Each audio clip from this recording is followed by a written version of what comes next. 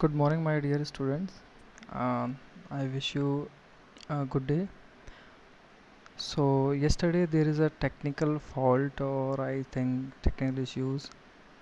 There has always been a technical issues, but not to worry. Here I am again with you to take you the topic number 2.2. That stand for what did liberal nationalism stand for. मतलब इस चीज़ में हमको ये समझना है कि जो nationalism है वो पहले तो नेशनलिज्म हमने एक छोटा सा थ्योरी हमने लास्ट टू जो क्लासेस थी उनमें समझा। जो राष्ट्रवाद होता है नेशन को लेके जो थ्योरी होती है कि आप किस तरह फील करते हैं कि आप एक नेशनलिज्म का पार्ट है। Okay, and the second one जो उसमें ऐड है वो है liberal. So many times you, I think, listen the word, heard the word uh, aggressive nationalism, liberal nationalism. There are many type of nationalism. Okay, so this is not a aggressive type. This is a liberal.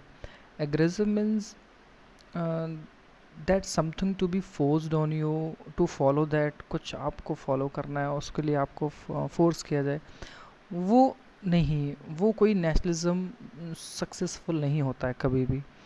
ये आपको हम liberal से start कराएंगे। So let's stick to the topic.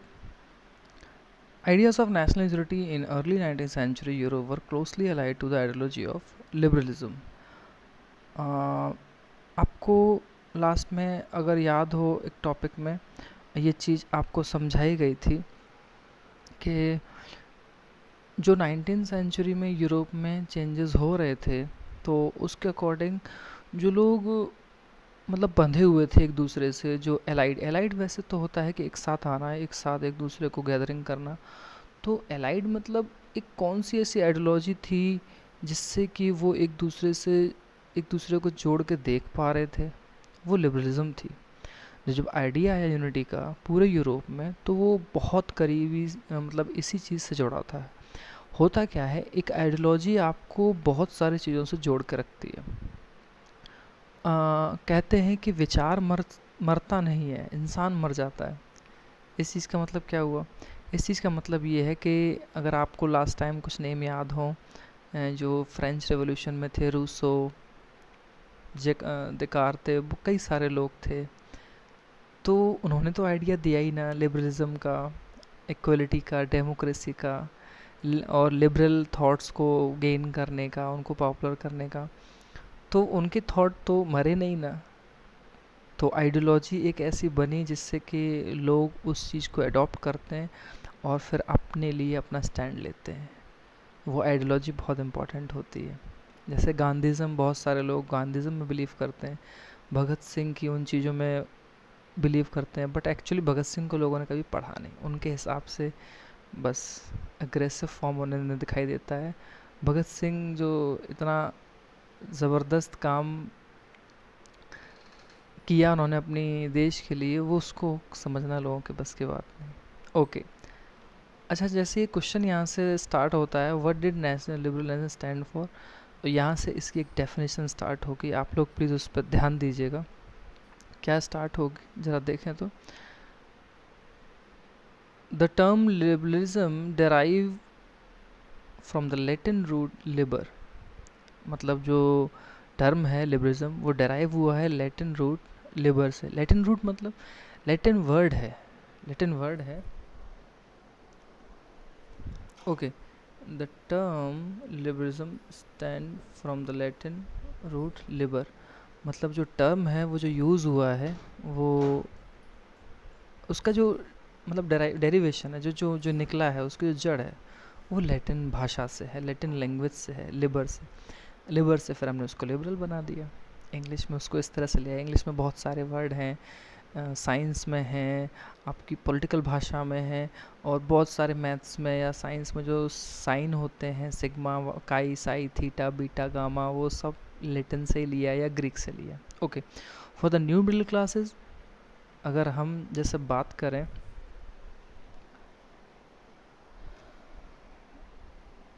जैसे हम बात करें the term liberalism derive from the Latin root liber, ये आपको अपनी डेफिनेशन में उन चीज़ों को रखना है, मतलब उन चीज़ों को आपको मतलब समझना है, और जब लिखते हैं तो आप इसी तरह से लिखेंगे जैसे आपकी पहले भी हैबिट जो लिखने की थी हमारी थी। For the new middle classes liberalism stood for freedom for the individual and equality for all before the law.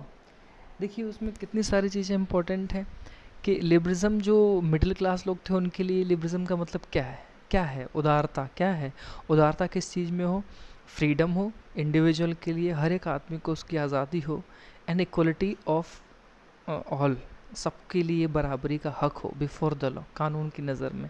ऐसा नहीं है कि हमारे यहाँ के कुछ विधायक या एमपी या कुछ थोड़े से रिच पर्सन के घर से अगर कोई क्राइम करता है तो उनको बहुत लेट या कभी मिलता ही नहीं है, जो नॉर्मल लोग होते हैं उनको सज़ा जल्दी मिलती है। तो ये इस तरह का लिबरलिज्म उन्हें नहीं चाहिए था। Okay, politically it emphasise the concept of government by consent.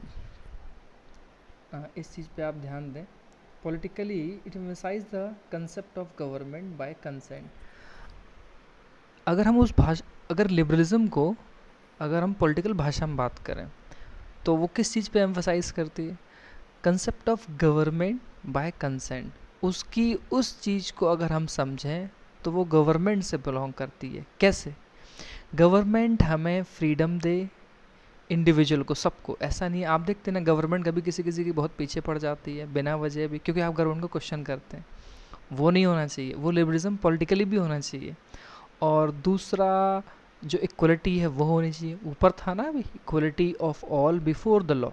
तो राजनीति की जो एक एरेना है, जो एक फ्रेम है राजनीति का, तो उसमें पॉलिटिकली भी सबको लॉ इक्वली मानना चाहिए ना, लेकिन ऐसा नहीं होता है। इसीलिए बोला है पॉलिटिकली कंसेप्ट उसका गवर्नमेंट कंसर्न के अकॉर्डिंग ही होना चाहिए लिबरलिज्म का। Okay, since the French revolution liberalism had stood for the end of autocracy and clerical privileges. आपको तो मालूम ही है जब इक्वलिटी आई तो सारे इस तरह के जो प्रिविलेजेस मिलते थे वो सब एबोलिश हो गए, है ना, ऑटोक्रेसी का एंड हो गया। एक constitution and representative government through parliament. और क्या आया, एक कॉन्स्टिट्यूशन आया जिसमें सबके लिए इक्वलिटी थी, और एक गवर्नमेंट आई जो किससे होकर चूज़ की जाती थी, पार्लियामेंट्स, और पार्लियामेंट में सब लोग को वोट देने का राइट था, suffrage. Okay, 19th century liberal also state this inviolability of private property. अब आप लास्ट में देखते हैं कि 19th सेंचुरी में जो लिबरल्स थे, जो ये प्राइवेट प्रॉपर्टी का जो हक था, उन्होंने इस चीज़ पर बहुत ज़ोर दिया। आप समझते हैं ना कि वो राइट तो नेपोलियन दे ही चुका था, बट वो डेमोक्रेटिक सिस्टम में नहीं था। अब ये लिबरल जो लोग हैं वो उस चीज़ को इस दायरे में ला रहे हैं। Yes, next to the topic, yet equality before the law did not necessary stand for universal suffrage. इसमें जो उस टाइम पे ये जो चेंजेस थे, मैं आपको जैसे बात करूं कि इक्वलिटी बिफोर द लॉ था तो, बट ये सबके लिए तो नहीं था। इसमें लिखा है कि जब यूनिवर्सल सफरेज, वैसे सफरेज का मीनिंग क्या है मैं आपको बता दूं।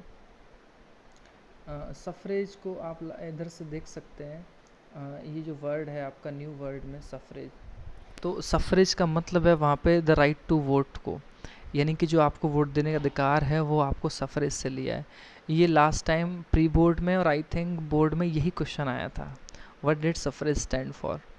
ये कई बार घुमा के पूछता है, the right to vote stand for, फिर नीचे ऑप्शन दिया होता है, कई तरह से दिया होता है। मान लीजिए यूनिवर्सल एडेंट फ्रेंचाइजी दे दिया, सफरेज दे दिया, मोनार्कल कॉन्स्टिट्यूशन दे दिया, तो डेमोक्रेटिक कॉन्स्टिट्यूशन दे दिया, तो आपको राइट लगाना है, और कई बार ये डेफिनेशन में भी आता है। ओके, तो आप थोड़ा इसको समझेंगे।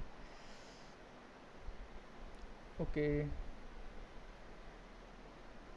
सो you will recall that in revolutionary France, which marked the first political experiment liberal democracy, आप देखेंगे कि फ्रांस में पहला लिबरल डेमोक्रेसी एक्सपेरिमेंट हुआ लोगों ने।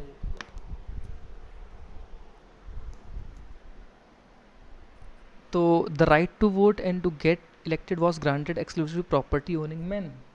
आप देखेंगे जो राइट टू वोट का जो अधिकार मिला है वो उन्हीं लोगों के लिए है एक्सक्लूसिवली जो प्राइवेट प्रॉपर्टी ओनिंग मैन हैं। और देखिए वुमेन नहीं लिखा है, मैन लिखा है, प्रॉपर्टी ओनिंग, जिनके पास प्रॉपर्टी है।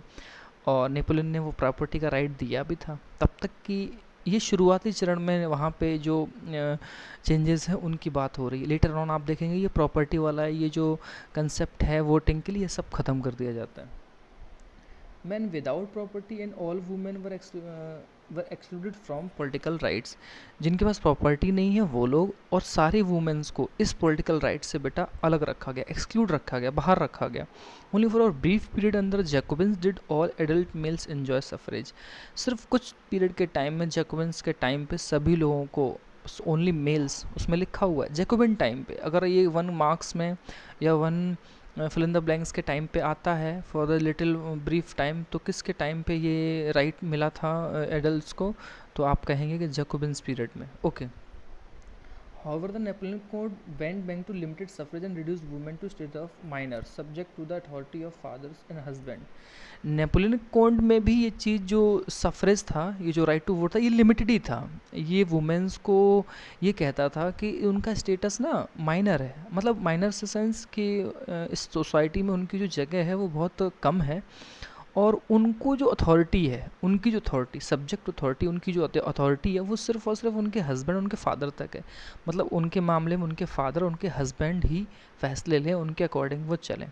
इसका एक और मतलब क्या समझे आप, कि वुमेन्स को वहाँ पे आज़ादी नहीं थी। आपको 9th में याद है, बहुत सारे स्कूल इस्टेब्लिश हुए, बहुत सारे चेंजेस आए, मर्जी से शादी करना, ऐसे बहुत सारे, ये उसी टाइम की बात हो रही है, आप याद रखिएगा। Throughout the 19th and early 20th century, women and non-propertied men organized opposition movement demanding equal political rights। और अब आप देखते हैं कि ये जब 19th सेंचुरी पूरा निकल जाता है और 20th सेंचुरी की जब बिगनिंग होती है, तो जो भी वुमेन हैं, नॉन प्रॉपर्टीड मैन हैं, वो एक पॉलिटिकल राइट के लिए, अपने इक्वल पॉलिटिकल राइट के लिए, कि चाहे प्रॉपर्टी वाला हो चाहे ना हो, और सारी औरतें, उनको राइट टू वोट मिलना चाहिए। और उन्होंने पूरा एक अपोजिशन मूवमेंट चलाया। और अपोजिशन समझते हैं ना, किसी चीज़ के विरोध में, इसी चीज़ के विरोध में पूरा ऑर्गेनाइज करके। इन द इकोनॉमिक स्फीयर, अब एक नई चीज़ आप ज़रा देखें, इसको समझें तो,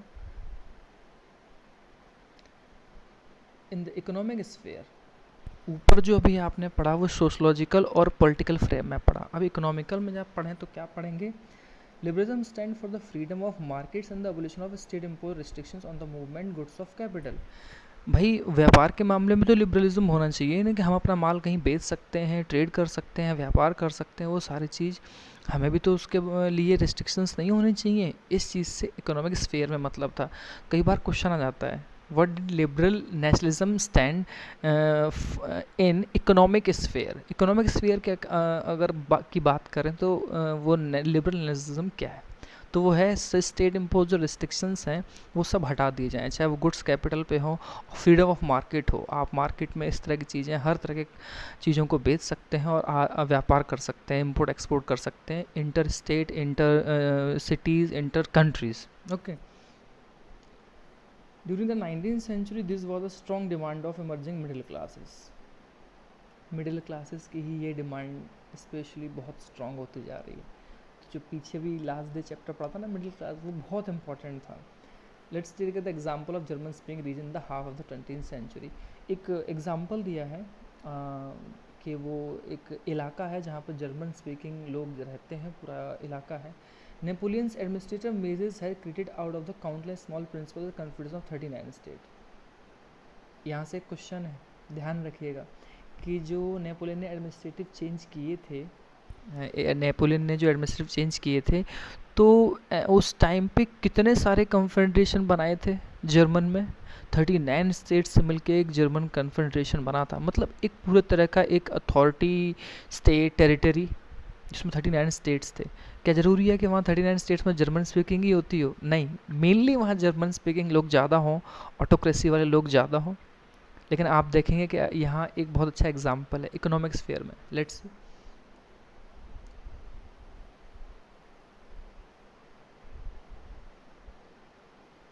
each of these possessing own currency, weight and measures. 39 confederation थे, अलग अलग राज्य थे। एक सिंपल भाषा में समझे तो हर राज्य की अपनी एक करेंसी थी, मुद्रा थी। जैसे आपकी रुपी है, नेपाल की नेपाली रुपया है, पाकिस्तान की पाकिस्तानी रुपया है, किसी की डॉलर है, फ्रैंक है, स्विस है, बहुत सारे हैं। और आप देखते हैं कि उनकी वैल्यू आज के टाइम पे भी कुछ ना कुछ ऊपर नीचे है। अलग अलग वेट के मेजर्स हैं, आपको मैंने शायद बताया हो, किलोग्राम में नापना, पाव में नापना, मन भर नापना, वो हिंदी वाले डायलेक्ट जो हमारे लोकल हैं उस तरह के अकॉर्डिंग नापना, और एक स्टैंडर्ड यूनिट होती है किलोग्राम मीटर सेकंड, उसके अकॉर्डिंग अलग अलग थे। एक एग्जांपल है, फटाफट ज़रा समझेंगे। अगर एक व्यापारी 1833 में हैम्बर्ग से न्यूरेमबर्ग जा रहा है, ये शहर हैं, स्टेट्स के नेम आएंगे, तो आप क्या देखेंगे कि उसका जो सामान है, गुड्स है, had pass through 18 custom barriers. उसका जो गुड्स है वो 11 कस्टम बैरियर्स। कस्टम समझते हैं ना, जैसे आप किसी के यहाँ बेचने जा रहे हैं या आप बना रहे हैं तो उस पर आपको टैक्स देना पड़ेगा। वो बैरियर उसके मतलब वो ऐसे रुकावट पैदा करते हैं। कैसे? एंड पे a custom duty of about 5% at each of them. 11 confrontation से मिल लेके चलेगा तो हर जगह उसको 5% कस्टम ड्यूटी देनी है। तो सोचिए वो अपना माल एट द लास्ट में कहाँ कहाँ बेचेगा। अच्छा, इसमें एक और पेच है, मतलब बहुत कॉम्प्लेक्स है। क्या है कि एक एक स्टेट में जाने के बाद जो मेज़र है वो बदल जाती है, करेंसी है वो भी बदलती है। तो 5% किसी करेंसी के अकॉर्डिंग कितना हुआ वो बहुत उसको हार्ड पड़ता। जैसे duties were often levied according to the weight of measurement of the goods की जैसा मेजरमेंट है, मान लीजिए कपड़ा है तो उसके अकॉर्डिंग, और कोई भारी सामान है तो उसके वेट के according. As reach each region had its own system of weight and measures. मैंने कहा था ना 39 स्टेट्स से उनका अपना अपना नापने तोलने का तरीका है, तो उसको बहुत प्रॉब्लम होती थी। अब देखो कैसे और हुआ, उसमें टाइम कंज्यूम भी होता था कैलकुलेशन में, ये सारी चीज़ें भी होती हैं। फिर क्या हुआ, एक छोटा सा एग्जांपल समझें। A merchant of cloth for example an एली। बेटा जो एली है ये ना एक यूनिट है वहाँ पे, उस टाइम होती थी, आज भी शायद लोग बोलते होंगे, लोकल डायलेक्ट में बोलते होंगे, स्टैंडर्ड में तो यूज़ नहीं होती। एली एली क्या है? In which in each region stood for a different length. Ell को कपड़े के लिए मापने के लिए यूज़ करते थे, और अलग अलग रीजन में उसकी डिफरेंट डिफरेंट लेंथ होती थी। देखो जरा, अगर कोई मटेरियल बेच रहा है फ्रैंकफर्ट में तो आपको 54.7 मीटर क्लॉथ मिलेगा एक एली में। जैसे हम लोग कहते हैं ना 1 मीटर कपड़ा दे दो भाई साहब, तो 1 मीटर में वो 100 सेंटीमीटर दे देगा। ऐसे ही अगर वो आप 1 एली आप फ्रैंकफर्ट में हैं और आप दे रहे हैं तो आपको 54.7 देगा। मेंस में 55.1 सेंटीमीटर, न्यूरेमबर्ग में 65.6, काफ़ी ज़्यादा, और फ्रीबर्ग में 53.5। अब आप मुझे ये बताओ, ये 54, 55, 65, 53.5 ये अलग अलग स्टेट्स के कन्फेडरेशन है ना, अलग अलग इलाके हो गए ना, तो इस पर जो कस्टम ड्यूटी पड़ेगी वो उसको बहुत अलग, इसको 5% के अकॉर्डिंग जो देना पड़ेगा वो अलग, और कपड़े का मोल भाव जो जाएगा उसके अकॉर्डिंग उसका अलग। तो वो किस तरीके से कैलकुलेशन करे, बहुत टाइम लैप्स कंज्यूमिंग चीज़ है, और वो अपना व्यापार कैसे करे, ये सारी बहुत सारी प्रॉब्लम थी। नेपोलियन ने हालांकि इसको भी ठीक करने की कोशिश की थी। Okay, so these were the obstacles during the early 19th century in Europe.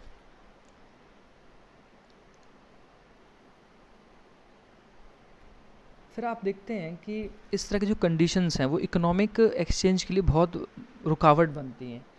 viewed as the obstacles to economical exchange and through by the new commercial classes who urged for the creation of unified economic territory allowing the unhindered movement of goods। याद रखिएगा, ये जो लोग थे, commercial classes थी, अब ये विनती कर रही हैं, ये मांग उठा रही हैं कि एक काम कीजिए, कुछ ऐसा सर्टिफाइड मतलब जो सब लोगों को कबूल हो, सब लोगों के टेरिटरी में कबूल हो, उस तरह कुछ अनहिंडर्ड, जो बिना रुकावट के मूवमेंट को, गुड्स को, लोगों को और उनके कैपिटल को, यानी उनके मनी को, व्यापार को इधर उधर आराम से फ्लो कर सके, कुछ ऐसा एक यूनिफाइड इकोनॉमिक सिस्टम बनाइए पूरे कंट्री में।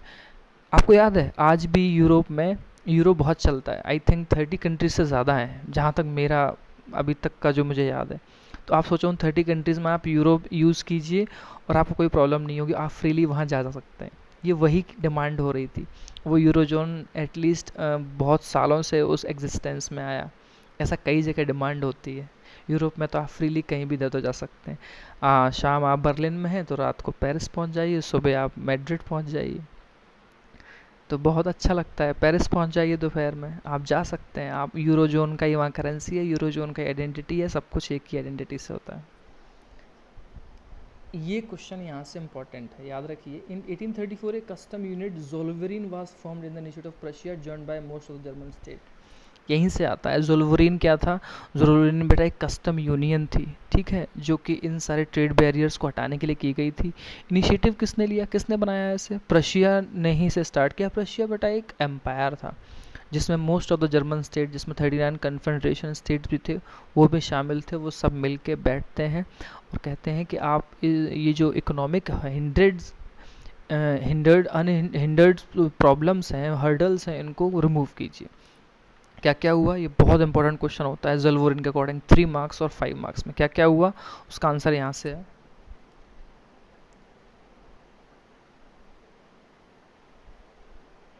फर्स्ट है कि union tariff barriers, sorry, the union abolished tariff barriers. ये पहला फर्स्ट पॉइंट में आप यही लिख सकते हैं कि इस ज़ोल्वेरिन ने क्या किया, ज़ोल्वेरिन ने टैरिफ बैरियर्स को बेटा ख़त्म किया। और जो नंबर ऑफ करेंसी थी, 39 स्टेट्स थे, 39 करेंसी तो लगभग होंगी ही होंगी, वो घटा के सिर्फ सॉरी ओवर 30 थी, तो 30 से ना 2 ले आए। करेंसी 30 थी 39 स्टेट्स में, अब 2 पे ले आए, रिड्यूस कर दिया ना, ये अच्छा कदम था। आगे रेलवे नेटवर्क को अच्छा किया गया, क्रिएट किया गया। ये अलग पॉइंट्स में आप लिखेंगे, जितना आप बेहतरीन और अच्छा आंसर लिखेंगे उतने ही अच्छे मार्क्स आते हैं। द क्रिएशन ऑफ नेटवर्क और railways further stimulated mobility. Mobility मतलब लोगों के आना जाना, इन सब चीज़ों को आगे के सोच के लिए इसको रेलवे नेटवर्क क्रिएट किया गया। और ये किस लिए किया गया कि जो नेशनल यूनिफिकेशन है उसके इंटरेस्ट में, उसके ध्यान में रखते हुए, उसके हित में देखते हुए सारे कदम उठाए गए। A wave of economic nationalism and strengthened the wider nationalist sentiment growing at the time। होता क्या है, जब भी इस तरह की कोई वेव, लहर, तरंग आती है जो इकोनॉमिक नेशनलिज्म को ले जाती है, जैसे आजकल चल रहा है वो लोकल फॉर वोकल, आत्मनिर्भर भारत, कुछ उस तरह से नेशनलिज्म जो होता है वो स्ट्रेंथन करता है, बहुत मजबूत करता है the wider nationalist sentiment growing at the time. जो सेंटीमेंट होते हैं सारे लोगों के, आपने देखा होगा इस टाइम बहुत सारे लोगों ने टीवी तोड़ दिया, चाइना का ये कर दिया, वो कर दिया। तो ये सेंटिमेंट हमारे कंट्री के लिए आ जाते हैं ना, तो हम कंट्री के लिए फिर कहते हैं कि हम दूसरे गुड्स को नहीं यूज़ करेंगे, जबकि वो हमारे यहाँ अच्छा नहीं जाता है। तो वो उस time growing at the time, उस टाइम वो बहुत ज़्यादा बढ़ रही थी। Okay, so this is the topic for today. I think you understand well and this is my new experiment to you, so I think you like it, you will like it। और कोशिश कीजिए कि आप अच्छे से पढ़ते रहें। कोई भी बात हो तो आप मुझसे कहें, मैसेज करें, और अभी इसी तरह से छोटे छोटे नोट्स बनाते रहिएगा। Have a good day, thank you.